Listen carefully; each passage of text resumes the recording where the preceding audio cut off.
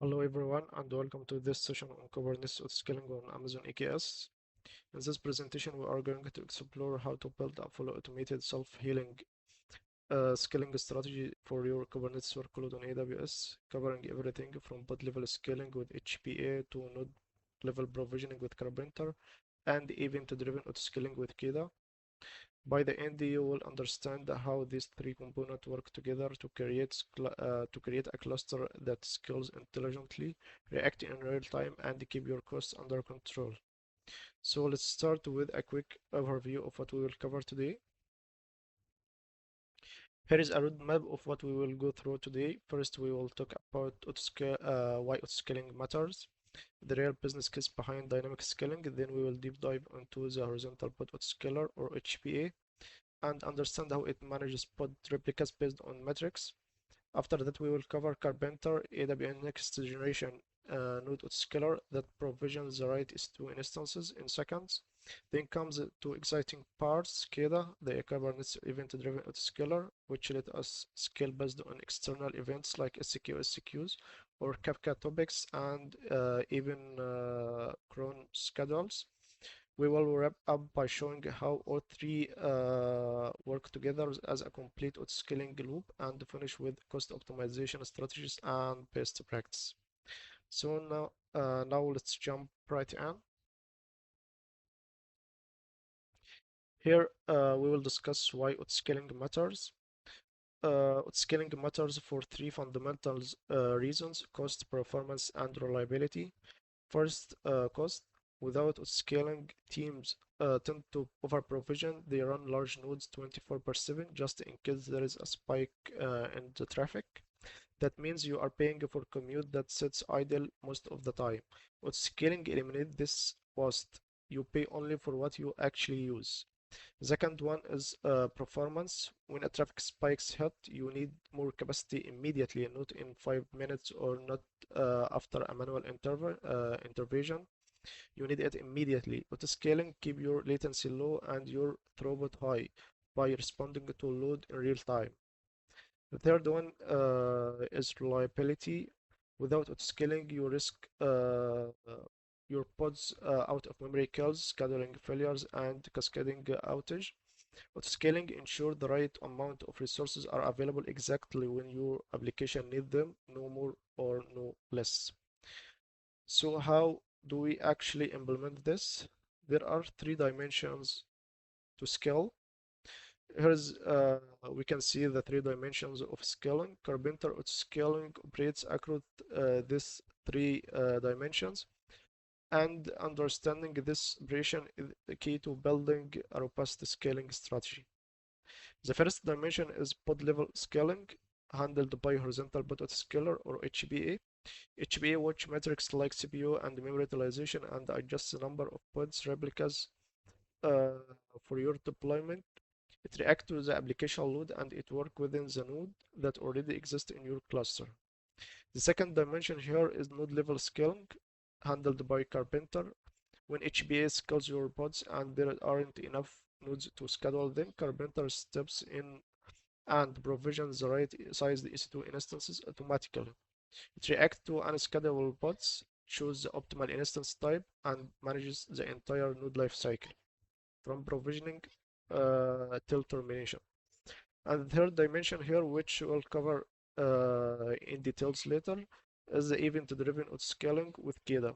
KEDA extends the HPA to scale based on external event sources like SQ, Kafka topics, or Prometheus metrics, and more than 20 other sources. It even supports scaling to zero. Let's start with the first layer, the horizontal pod autoscaler in the next slide. Now let's look at how HPA work under the hood. It follows a simple four-step loop. Step 1, collect the metric server running on your cluster, collect resource usage data from the kubelet on every node. This includes CPU and memory utilization for every running pod. Step 2 here, read. The HPA controller queries the metrics API every 15 seconds by default. It reads the current utilization for the pod. It's responsible for it. Step 3 here, calculate. HPA compares the current metric value against the target you define. It uses a formula: desired replicas equals the current replicas times the ratio of the current metrics to desired metrics. So if your target is 70% CPU and the current usage is 140 percentage, HPA know it need to double the pod count. So the step 4 also here, scale. HPA updates the replica count on the deployment and the Kubernetes schedule the new pod. There is also a stabilization window by default at 300 seconds for scale down, which prevent rapid escalation during short traffic spike. Now let's look at the parameter you need to configure in Horizontal Pod Autoscaler. Here is the parameter you need to configure in HPA. There is a 3 critical configuration area you need to configure. The first one is min replicas and max replicas. This defines your scaling boundaries. Min replicas ensure you always have a baseline capacity for availability. Max replicas caps how far HPA can scale up, which protect you from runway cost due to sudden flood of traffic or load test. The second one here is a target CPU utilization percentage. This is the threshold that drives scaling decision. A common strategy point is 70%. You can configure or modify this percentage based on your use case.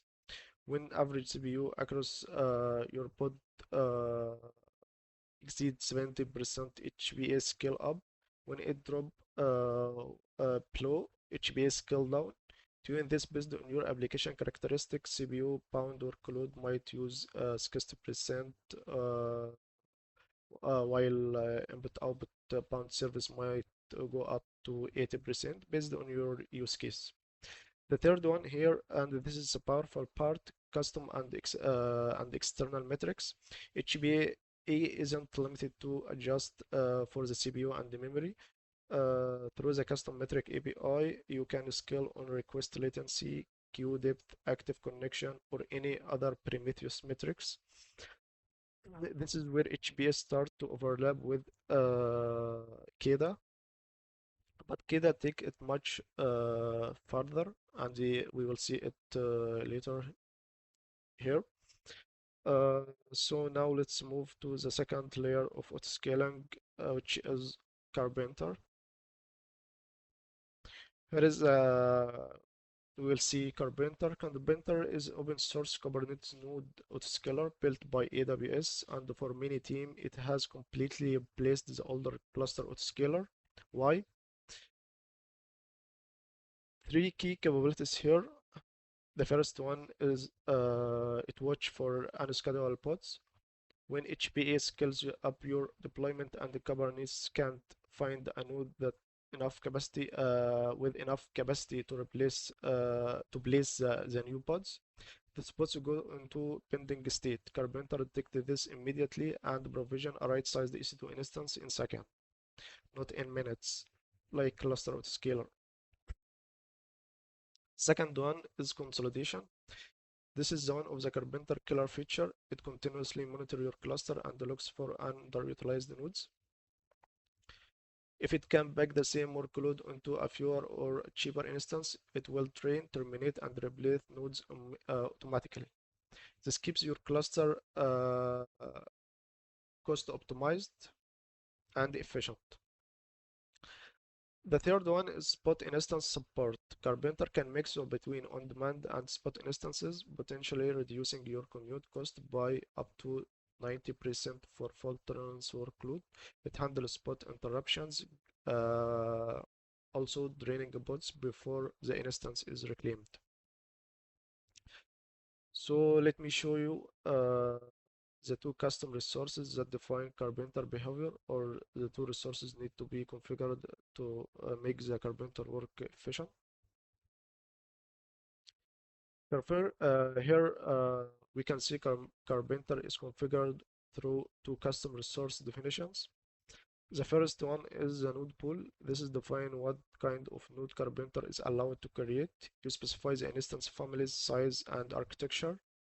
Also the capacity type, like on demand or spot, and any label or tenant you want on these nodes. You also set the consolidation policy here, telling Karpenter how aggressively to optimize. The second one is the EC2 node class. This is the AWS specific configuration, which AMI to use, which subnet and security group to launch into, block device mapping, user data script, and IAM instance profile. Uh, the main point here is a separation that you can have multiple node pool sharing the same EC2 node class or different EC2 node classes for different workload types. For example, you might have one node pool for general workload using spot instances and another node pool for GPU workload using on-demand instances, both pointing to two different EC2 node classes with different AMIs and instance types. So how do HPA and Karpenter work together? This is what we will see uh, in the next slide.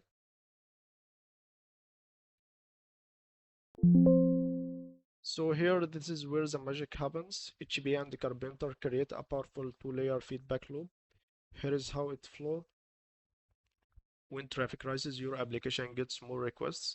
HPA detect increase the CPU utilization and scale up the pod replicas.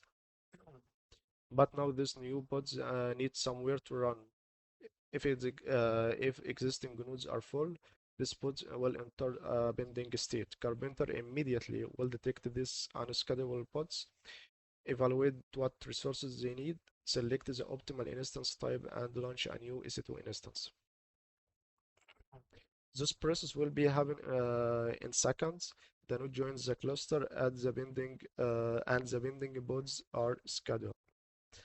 And when load drop, the same loop will work in reverse. HPA scale down supports. Karpenter sees the underutilized nodes and consolidate, draining the pods and terminating the nodes that are no longer needed. The cluster contrasts to its most cost-efficient state. This two-layer system ensures your cluster is always right-sized, pod scale first, infrastructure follow. But what if your workload doesn't scale based on CPU or memory? What if they scale uneven? That's where the KEDA come in, and we will see here. Now let's talk about KEDA. KEDA Event-Driven Autoscaler. This is a CNCF graduated project, which means it's a production ready and widely adopted across the industry. So what the problem does KEDA solve here? HPA is a great scaling on CPU and memory, but many real-world workload doesn't scale based on this matrix only. Think about message processing service that pull messages from an SQ. It should scale based on the queue depth, not on the CPU usage or a stream consumer that should scale based on Kafka consumer lag. This is exactly what KEDA does here. Three key capabilities here for KEDA. First one, scale from and to zero. This is huge uh, because traditional HBA can't do this. If there are no event to process, KEDA can scale your deployment all the way down to zero replicas. And when an event arrives, it spin pods back up. This is a true serverless behavior on Kubernetes. The second one here is KEDA comes with over 70 built-in scaler. For example, SQ, Kafka, Prometheus, CloudWatch, Redis, and so on. The third, and this is important, KEDA doesn't replace HPA. It's create and manage HPA object under the hood, so it extends Kubernetes native autoscaler rather than competing with it. So this is the main point here. Now let's see how KEDA work and their life cycle. You can see in the next slide here. KEDA architecture follow a clean four-step uh, flow similar to HPA, but with some differences here. Step one, event source. We Here we will define the event source. This is external system that's guarantee generate events. Uh, Maybe SQ or Kafka topic, Prometheus endpoint, CloudWatch metrics, and so on. Step two here, the scaler. KEDA has a built-in scaler component for each event source. The scaler know how to connect to the source and read its status. For example, how many messages in the queue, or what is the current consumer lag is, if we are use Kafka as an event source. Step 3 here, metric adapter. KEDA runs a custom metric adapter that exposes the scalar data as a Kubernetes custom metric. This is the bridge that makes KEDA external metrics looks like native Kubernetes metrics. Step 4, HPA scale. The standard Kubernetes HPA reads custom metrics and scales the deployment up or down. When the metric drop to zero, KEDA take over and remove all replicas because the standard HPA can't scale below 1. The minimum scaling for the traditional HPA is 1, can't scale to 0.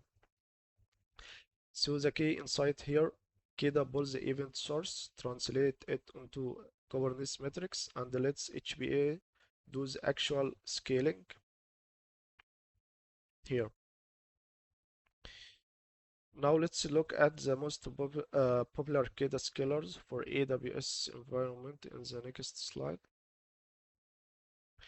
Here are 5 of the most commonly used KEDA scalar in AWS. The first one is Amazon SQ. This is probably the most popular KEDA scalar. It scales your worker pods based on the approximate number of messages in the queue. If the queue is empty, you will have 0 replicas. As the message arrives, KEDA scale up workers to process the backlog. Simple, powerful, and cost effective. We have also here CloudWatch metric. You can scale on any CloudWatch metric. For example, ALB, request count, application level, custom metrics published via CloudWatch, or even DynamoDB throttle events. This is give you huge flexibility for scaling.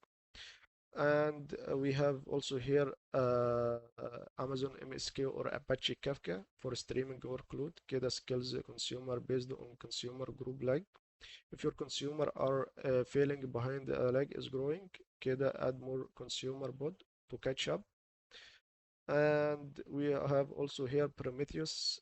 We can scale based in any custom metrics collected by Prometheus.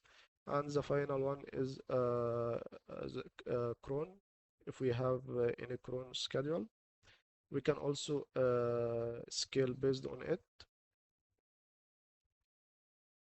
Now let's look at the CRD or custom resource definition that make KEDA work. Here is we have main two custom resource for KEDA. The first one or the primary one is the scaled object. This map a deployment to one or more event-based trigger. In a scaled object, you define the target deployment, the minimum and the maximum replicas, the polling interval, the cooldown period, and the most importantly, the triggers, which is scalar to use and their configurations. For example, an SQ trigger would include a QURL and the target queue length per replica. The next one is the scaled job. This is similar, but instead of scaling a deployment, it's create a Kubernetes job.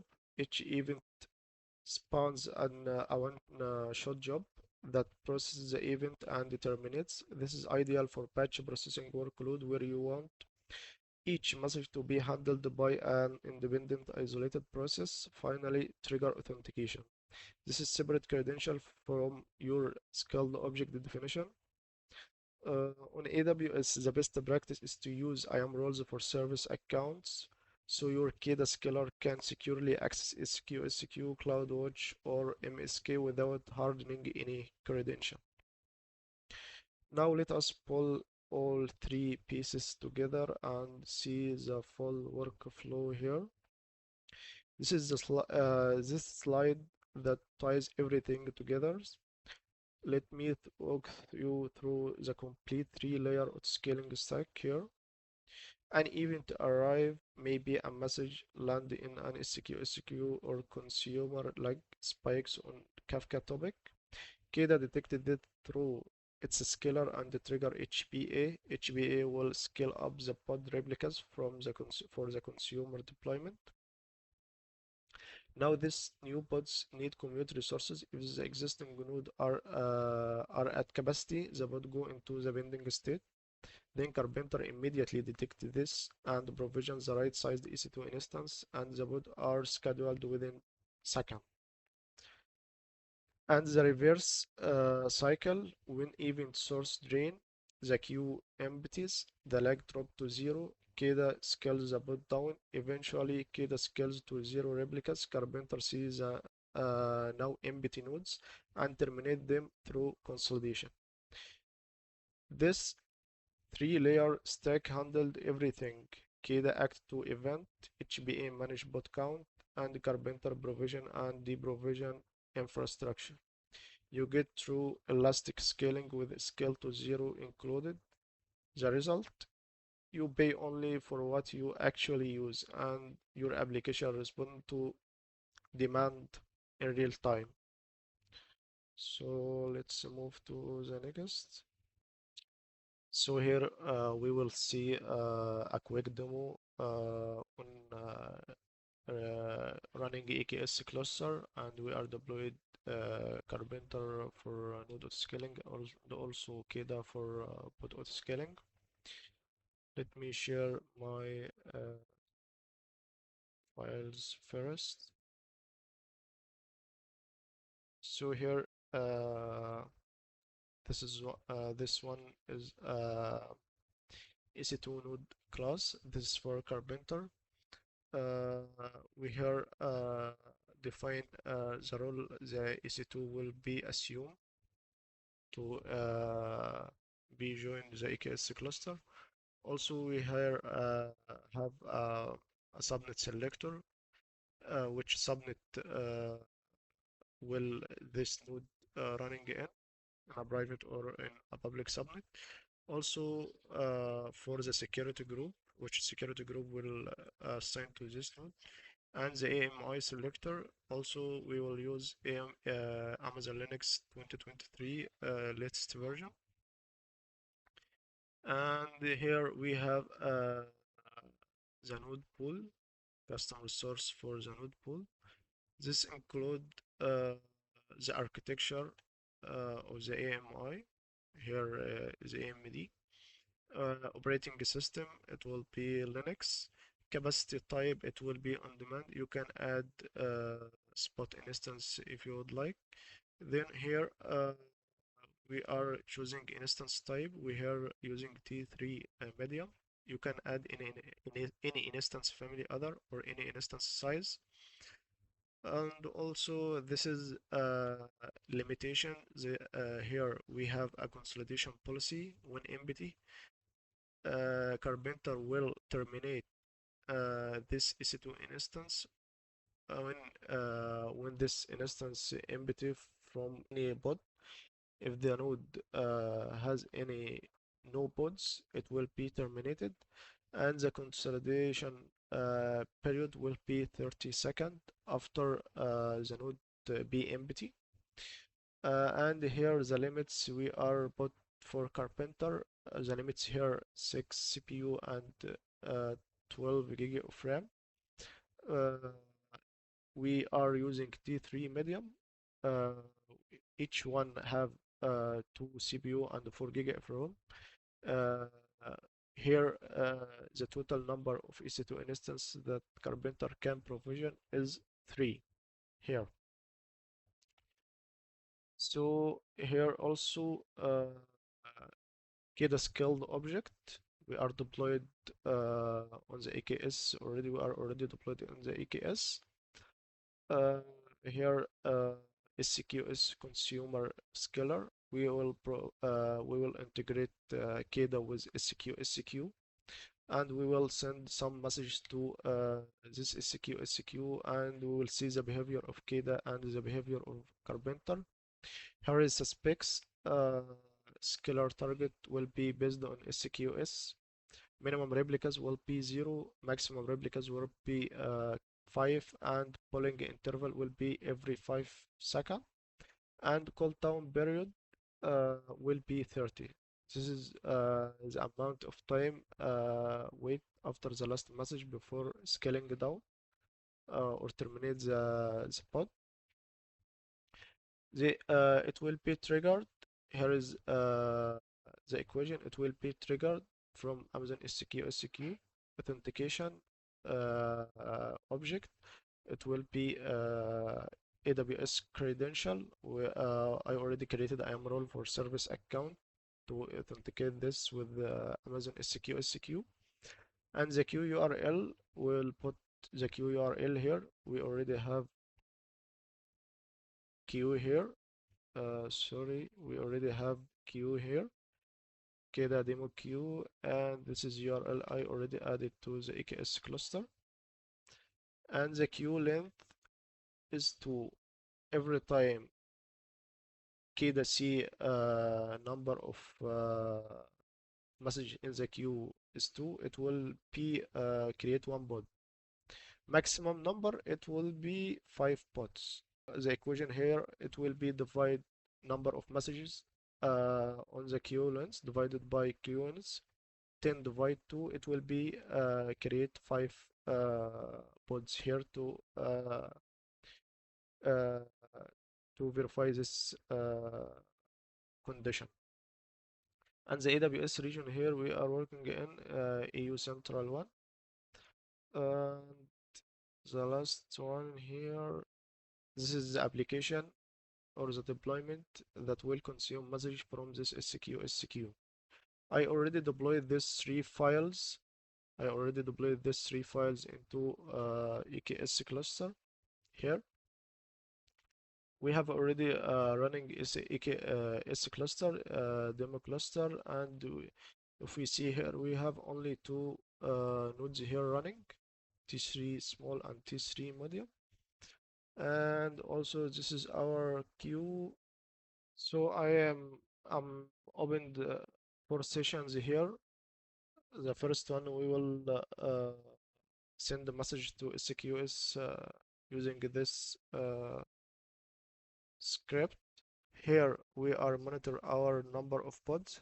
This is 0 now. And here we are monitor our number of nodes. We have only 2 nodes here. First one IB ended by 84, and the second one IB ended by 112. And if we come here, we have only 2 running pods. The first one managed by node group, and the second one managed by Karpenter, self-managed. And we will make a load test here, send the messages, and we can monitor our number of pods here. Number of pods.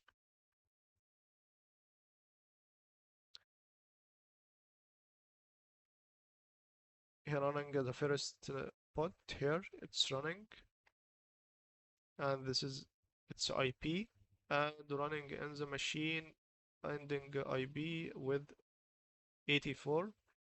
If we see here the first machine, this pod running it is this and this machine with IP ending with 84. So if we continue monitor our pods, the second pod here is running in the same machine because it's have sufficient capacity. So we have 2 pods running on the same machine ending with this IP. So let us monitor our nodes.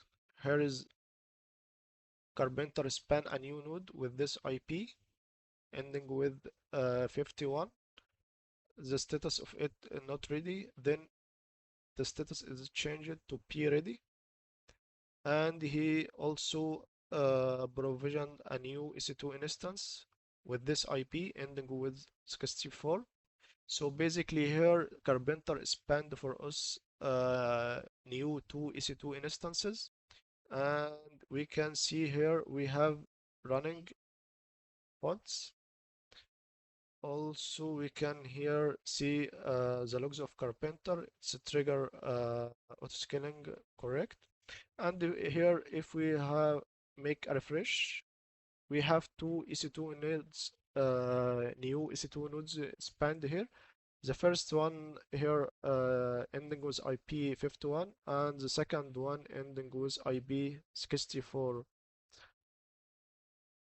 Here we have four EC2 instances running here, and for the pods we can see the number of pods again.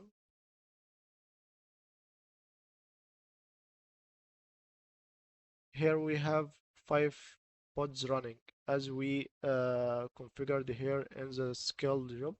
The maximum replica count is 5, and also as we made here, limits here is 6 CPU and the memory 12 and T3 medium. Each one contain 2 vCPU and 4 GB of RAM. Make this maximum count is 3 EC2 instances. And here we can see the maximum here 3 of T3 mediums. Karpenter can't uh, provision more EC2 instances. And we can see here the time that's created this EC2 instances, one from minute and one from 2 minutes.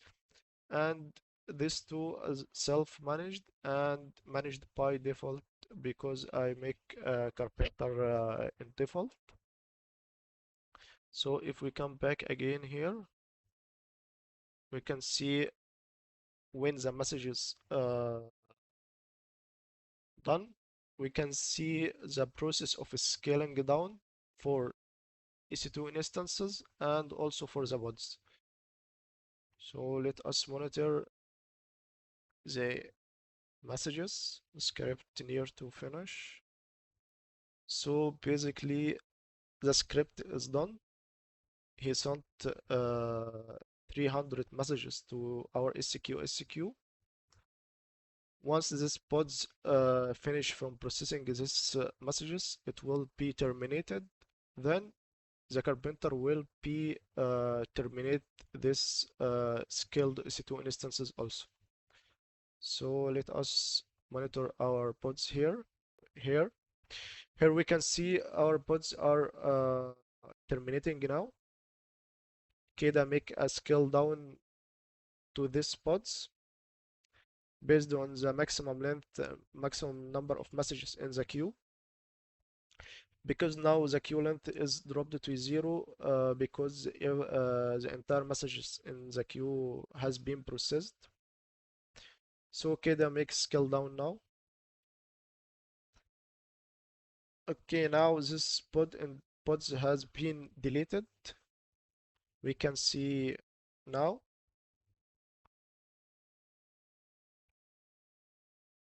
There is no any pods running now. If we come back to our pods here, yes, here it's Karpenter is working now. He is making it not ready. He is terminating the first machine. This first machine, make it not ready first. So if we come back to our EKS cluster and make refresh, we will see the first machine here not ready. He terminating it now, and he will back again. So it's working for the second machine also with this IP. Its status not ready. If we make refresh again, yes, he is terminating it now. not ready. So basically now we have only two EC2 instances back to the normal status of our EKS cluster. The additional EC2 instances provisioned by Karpenter to handle number of messages received to the queue. Once it's done, the pod was terminated here. The entire pods were terminated. Also, the additional EC2 instances terminated also. We can follow also by here is the logs of our Karpenter. He push a termination signal for this additional EC2 instances. So this is our demo. Back to our presentation. This is last thing about will be about cost and operational benefits. Let's talk about the numbers. With the spot instances managed through Karpenter, you can achieve up to 90% saving on commute cost for fault tolerance workload. These are workload that can handle pod restart gracefully, stateless API, patch processing, or queue consumers. Provisioning time dropped to about 15 seconds compared to the old cluster autoscaler, which could take minutes to react because it had to work through autoscaling group. Karpenter bypass all that and talk directly to the EC2 fleet API. Zero idle nodes with consolidation enabled. Karpenter continuously optimize your cluster. No more idle nodes sitting there burning money. And the operational benefits are huge too. No more managing autoscaling group and launch templates manually. Karpenter handled the entire node lifecycle combined with KEDA scale to zero. You truly pay only for commute when it's doing useful work. So that's all for today. We have covered the three dimensions of Karpenter autoscaling on Amazon EKS, HPA for pod level scaling, Karpenter for node level provisioning, and KEDA for event-driven scale to zero autoscaling. Together, these three components create a self-healing cost-optimized cluster that adapt to any workload pattern, whether it's steady traffic, unpredictable spikes, or event-driven processing. Thank you for watching, and if you have any question, feel free to reach out. Thank you.